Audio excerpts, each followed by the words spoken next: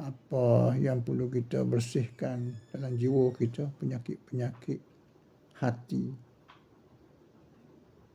apa yang menjadi permasalahan besar pada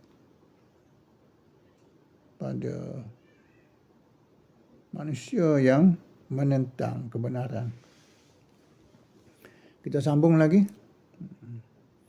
Jadi ni sikap mereka yang tak mahu terima dakwah Nabi. Nabi ajak pada tauhid, ajak beriman pada Allah Ta'ala, mengesahkan Allah, mengabdikan diri pada Allah, dan menyedarkan mereka bahawa dunia ni tempat ujian semata-mata, dan semua kita ni akan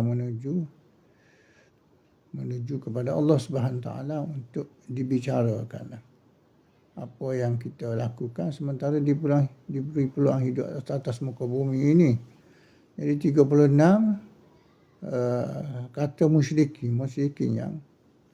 yang berkata, wa yaqulun a inna latariku alihatina li syairin majnun. Dan mereka berkata, apakah kami harus meninggalkan sesembahan kami kerana seorang penyair gila. Jadi mereka menuduh Nabi ini syairin majnun, penyair gila. Nabi ajak mentauhidkan Allah.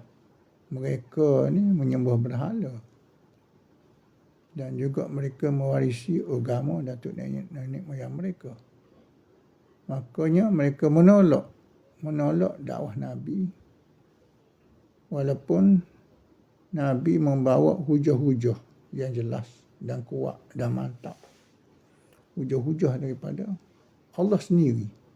Allah wahyukan pada Nabi untuk berdepan dengan manusia yang menolak dakwah.